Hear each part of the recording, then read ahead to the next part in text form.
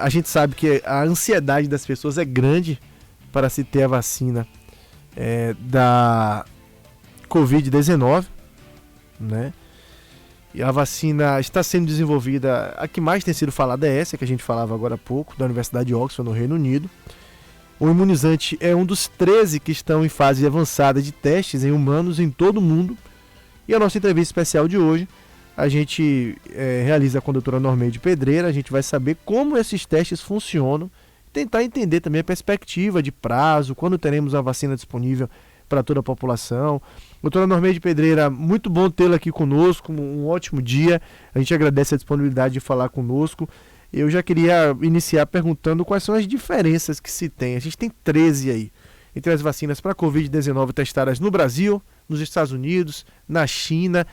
O que é que a gente tem de diferença em todas essas pesquisas que têm sido feitas no momento, buscando o mesmo objetivo, que é a imunidade contra o coronavírus, que talvez seja a única coisa que faça com que a pandemia de fato seja encerrada, não só aqui no Brasil, mas em todo o mundo. Um ótimo dia, bom tê-la aqui conosco. Bom dia a todos. Eu agradeço a oportunidade de estar aqui contribuindo, discutindo um assunto que é tão fervilhante na população mundial. Então, é o desejo de todos nós que tenhamos o mais breve possível uma vacina, mas quando se estuda vacinas, a gente tem várias possibilidades. Uma é de não se conseguir a vacina. É muito triste isso, mas isso já aconteceu para várias situações. Então, há muitos anos se estuda uma vacina contra o HIV, não se conseguiu até o momento. Há muitos anos se estuda uma vacina contra a herpes simples, também não tem essa vacina, porque essas vacinas, algumas delas progrediram até uma fase um pouquinho mais avançada e aí se percebeu que não fazia o efeito desejado e se abandonou todos aqueles estudos e se começou novos estudos. Então, estudar uma vacina para produzir e trazer para a população é um processo longo e muito caro, porque a fase assim que a gente não vê é aquela fase do laboratório. E essa fase, ela pode ser demorada, apesar das tecnologias inovadoras que se tem hoje. O que é que se vai fazer em laboratório? Conhecer aquele vírus ou bactéria, no caso específico, o vírus que nós estamos sofrendo esse impacto dessa pandemia.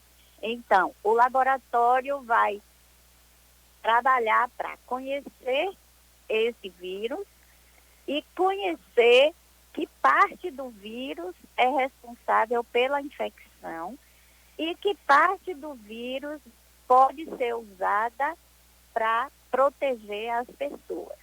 Isso não é tão simples o quanto pode parecer.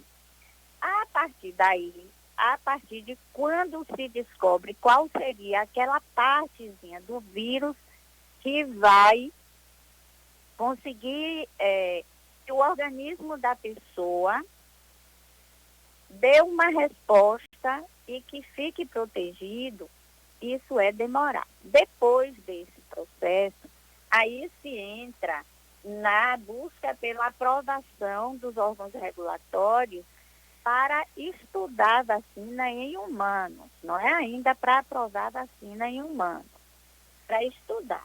E aí, então, esses estudos em humanos, eles vão passar por fases que a gente chama de fases clínicas, onde a primeira fase vai estudar dezenas de pessoas para verificar se é uma vacina segura e qual é o tipo de resposta que vai produzir no organismo vivo, no organismo das pessoas, porque até então a resposta era obtida em laboratório se usando células humanas e se testando o efeito daquele protótipo de vacina nas células humanas, mas isso no laboratório.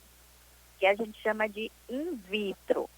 Aí quando vai para in vivo, essa primeira fase, ela vai testar em poucas pessoas, dezenas de pessoas, justamente para ver o efeito da vacina em pessoas, in vivo. Depois que já se vê que tem um efeito favorável, se passa para a segunda fase, que aí já amplia o número para centenas de pessoas. E nessa fase se testa em pessoas que têm características semelhantes àquelas que a gente quer proteger contra a doença. Então, por exemplo, a faixa etária das pessoas mais acometidas ou mais acometidas de uma forma mais grave. E aí, então, se prossegue com esse teste. Deu certo para essas centenas de pessoas? Maravilha, vamos para a terceira fase. E amplia mais. Então, de dezenas passou para centenas e agora passa para milhares de pessoas. E nessa terceira fase, que já tem milhares de pessoas, vai se testar e avaliar não só se a vacina dá certo, se ela consegue induzir uma proteção, mas também que tipos de reações indesejadas essa vacina pode causar, que é o que se chama habitualmente de efeitos colaterais. Então, essas fases, elas também não são simples. A gente está falando rapidamente, de uma forma bem resumida, mas tudo isso envolve um trabalho muito grande dos cientistas. Envolve uma pesquisa continuada e intensiva. Até que, então, depois dessa fase 3, quando se vê que a vacina funciona e quando se vê que os efeitos colaterais não são graves, que tem segurança para ser usada, aí então é que se submete aquela vacina à aprovação dos órgãos regulatórios, que aqui no Brasil é a Anvisa. E aí então a Anvisa avalia, baseada nesses estudos, e a partir daí ver se concede ou não o registro. Para vocês terem uma ideia, uma vacina, de quando se começa a pesquisa em laboratório até quando se tem ela liberada para comercialização e aplicação para a população, independente de ser no setor público ou privado, geralmente leva em torno de 10 anos. 5 a 10 anos para a maioria das vacinas. Até o momento, a vacina que levou menos tempo para chegar à população, passando por essas fases de estudo, foi a vacina da cachumba, que levou 4 anos. Não temos nenhuma outra vacina num período menor do que esses 4 anos. E agora, para a Covid, a gente deseja muito e espera que, com toda a tecnologia atualmente existente, com todo o avanço da ciência e das pesquisas que vêm sendo feitas, nós esperamos que esse tempo seja reduzido para 1 ano, 1 ano e meio, é o que a gente espera, o que já vai ser um grande avanço, porque não temos isso na nossa história. É uma coisa que chama muita atenção, isso que a senhora traz. Eu confesso que não tinha esse dado. 4 anos foi o mínimo que se conseguiu, né, para se chegar a uma vacina. Claro que agora a gente tem um avanço grande, mas trata-se da busca de um recorde, inclusive. Então, aquela ansiedade que as pessoas têm, todos nós estamos para que essa vacina chegue, e pelo fato de ela estar sendo testada agora, inclusive, em humanos, já está em uma terceira fase de teste, não quer dizer que a gente esteja tão perto assim. Seria mais ou menos isso. Por exemplo, esse ano é algo ainda difícil de acontecer, a vacina. Após esse período de testes, ainda tem algo a ser avançado em laboratório? Como é que é isso? Bom, a gente espera sim para um tempo curto, mas infelizmente não é o tempo curto que a população deseja e espera, porque o que seria desejável que na próxima semana, ou no máximo no próximo mês, nós tivéssemos uma vacina. Todo mundo queria isso. Infelizmente, a gente vai ter que esperar um tempo, porque tem que ter um tempo para a aplicação dessa vacina. As pesquisas, elas são todas realizadas mediante um projeto. Esse projeto, ele tem um cronograma que ele prevê em quanto tempo vai produzir a vacina para testar naquele tanto de seres humanos, naquele número de pessoas. Aí precisa de um tempo para aplicar essas vacinas. E precisa de um tempo para acompanhar essas pessoas. Esse acompanhamento, ele é feito vigiando qualquer coisa que a pessoa sinta depois que tomou a vacina. Até se a pessoa cair, vai se avaliar se essa pessoa caiu porque ela tropeçou, porque ela cairia mesmo, ou se ela teve uma tontura que pode ter sido da vacina, ou se ela enfraqueceu o músculo ou osso por causa da vacina. Então, é uma avaliação bem complexa. Qualquer coisa que a pessoa apresente durante aquele período projetado para esse estudo vai ter que ser relatado. Então, a gente tem nas bulas dos remédios e das vacinas, geralmente tem assim, reações adversas ou então efeitos colaterais que ocorreram em menos de 1%, em menos de 0,1%, em menos de 10%. Reações comuns que afetam mais de 10% das pessoas. Então, tem esse estudo para avaliar as reações adversas já na terceira fase. Então, lembrar que são milhares de pessoas sendo avaliadas e também para ver se a vacina funciona. Como é que vai ver se funciona? Colhendo sangue e verificando, fazendo vários testes com esse sangue para verificar os anticorpos que o indivíduo produziu contra o vírus. E depois tem que analisar quantas pessoas do grupo que recebeu aquela vacina produziu anticorpos, quantas não produziram, quantas produziram em uma quantidade de anticorpos que vai conseguir proteger e quantas não conseguiram alcançar esse nível de anticorpos protetores. Além disso, ainda tem que comparar esses resultados dessas pessoas que receberam as vacinas com os resultados das pessoas que não receberam, que receberam outra coisa, outro produto. Porque o que nós temos nesses estudos é o que a gente chama de uma metodologia chamada estudo randomizado, duplo cego, controlado. E aí o que significa isso? Estudo randomizado quer dizer que as pessoas para receber as vacinas foram sorteadas. Então, tem os voluntários, eu vou lá, me voluntario, eu quero receber a vacina. Mas aí eu assino um termo que diz todas as possibilidades, né? E diz que eu não sei o que é que eu vou receber. Eu posso receber a vacina que está sendo experimentada, como eu também posso receber um placebo, que é uma substância que é aparentemente inocente, não causa efeito nenhum, ou uma outra vacina que protege contra outras doenças que não esse vírus. E aí, então, vai comparar tudo isso, né? Então, o estudo randomizado é esse que as pessoas são sorteadas. Duplo cego quer dizer que o pesquisador e o voluntário estão cegos para o exame, ou seja, eles não sabem o que a pessoa vai receber. Se é a vacina, se é o placebo, se é a vacina que está sendo testada. Então, significa que ninguém sabe, nem o pesquisador e nem o paciente.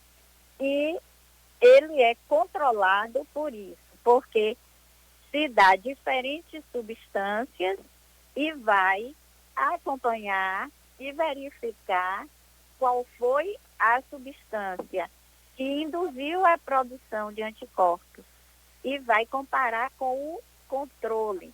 O controle seria aquele que não é a vacina. Então, como vocês veem, a situação é complexa, né? A gente não tem uma produção mágica, tem que ser tudo testado de uma forma muito segura, porque nós não gostaríamos de nos submeter a uma vacinação que não tivesse sido testada com segurança.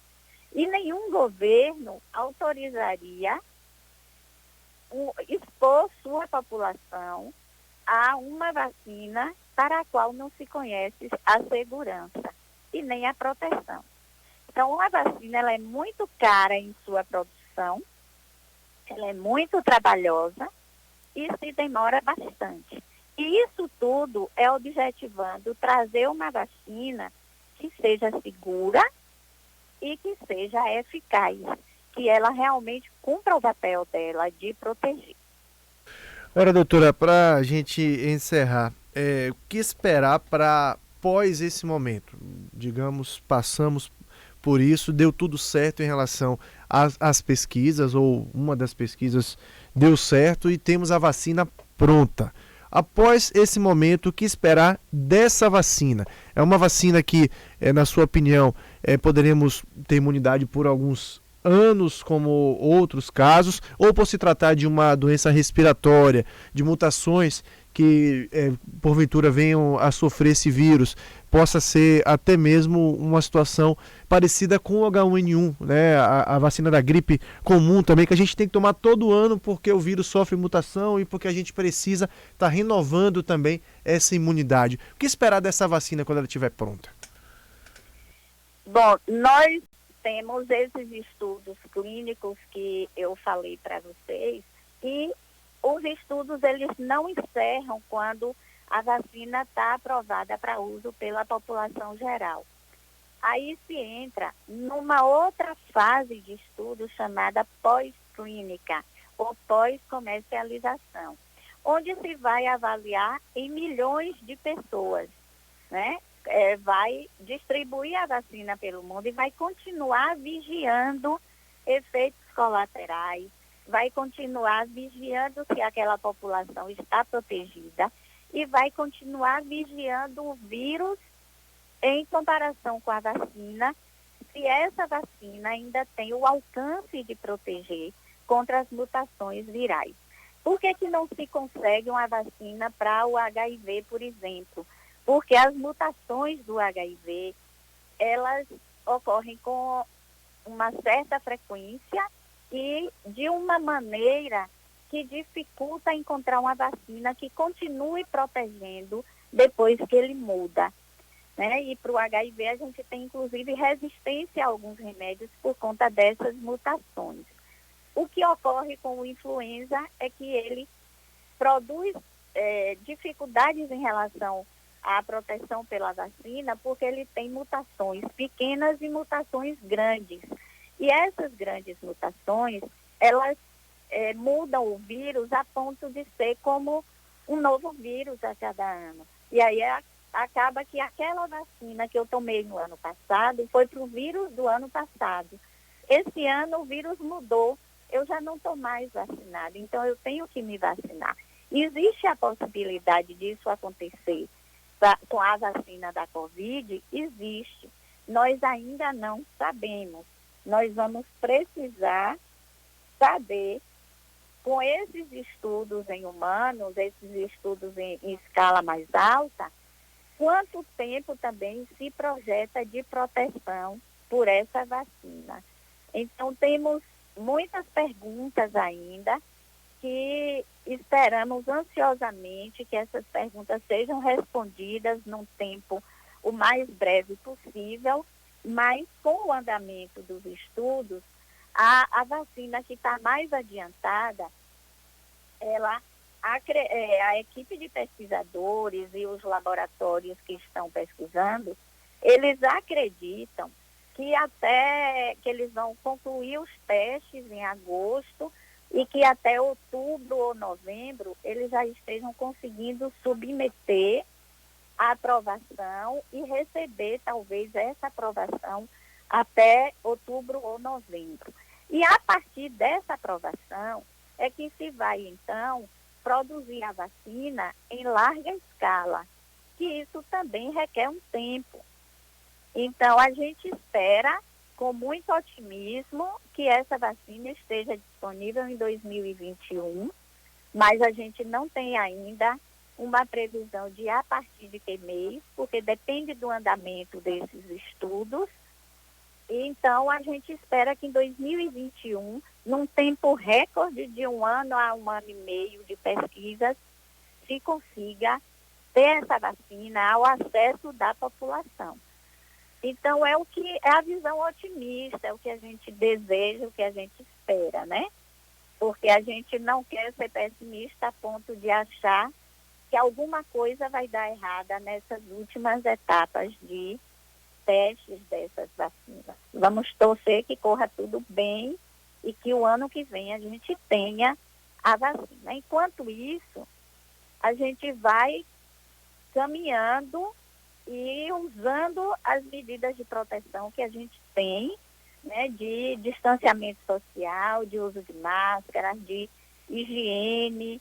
Então, a gente precisa estar preparado para uma situação que todo mundo chama de novo normal, né? Que a gente ainda não sabe todas as características dessa situação, mas provavelmente nós vamos usar máscara por muito tempo e manter esses hábitos. O ideal é que a gente mantenha esses hábitos para sempre, esses hábitos de higiene, porque eles protegem contra outras doenças também, né? Então, o novo normal, com certeza, ele trará uma consciência coletiva de que aproximação demais e falta de higiene pode transmitir doenças. Então, que a gente vai ter esse cuidado, né? Só para a velhinha de bolo é uma coisa que definitivamente vai ter que sair de cena. A gente pode até segurar uma outra velhinha fora do bolo, só para aquela velhinha. A gente vai ter que exercer a criatividade para mudar todo esse esquema de vida dentro de uma perspectiva de se proteger contra a doença, né? E enquanto isso também, paralelo à possibilidade de termos uma vacina em breve, que, diga-se de passagem, a vacina é a única maneira segura e eficiente de se proteger contra qualquer doença, porque as outras todas, elas têm suas falhas. E, enquanto isso, também estão correndo pesquisas a respeito de tratamento. Vários medicamentos estão sendo testados para tratar as pessoas que estão doentes enquanto a vacina não chega. Então, são muitos pesquisadores, né, nesse momento, correndo atrás de tratamento que seja eficaz e de vacina que consiga cumprir seu papel de proteção. Vamos ser otimistas todos. Sem dúvida, a gente espera mesmo que essa vacina venha o quanto antes. A gente espera que dê tudo certo, porque não está fácil, né? O momento não está fácil, a gente jamais imaginou passar por um momento de pandemia. Essa geração não passou. A última que se tem notícia foi a gripe espanhola em 1918 até 1920, 21. Então, realmente, é uma coisa que tem deixado a gente muito preocupado e é sem precedentes para essa geração que está aí. Doutora Normê, a gente agradece imensamente a disponibilidade da senhora de falar conosco. Foi uma entrevista realmente esclarecedora, muito importante para a gente estar debatendo esse assunto. A gente precisa mesmo estar ouvindo os especialistas, estar ouvindo as pessoas que a gente precisa ouvir, parar de politizar a doença e ouvir especialista, ouvir médico, né, que é quem tem propriedade para falar da doença, enfim, de vacinas e de tantas outras coisas que a gente precisa debater no momento. Grande abraço, muito obrigado. Eu que agradeço, um excelente dia para todos e sigamos com esperança de que tudo dê certo e nos protegendo, né? Usando todas essas maneiras que já têm sido tão batidas na rotina da gente de proteção do coronavírus. Muito obrigada e um ótimo dia para todos e um dia que traga muita luz e que renove as nossas esperanças por esse futuro próximo com uma proteção segura e eficaz que seja pela forma de vacina. Amém. 8 horas e 2 minutos.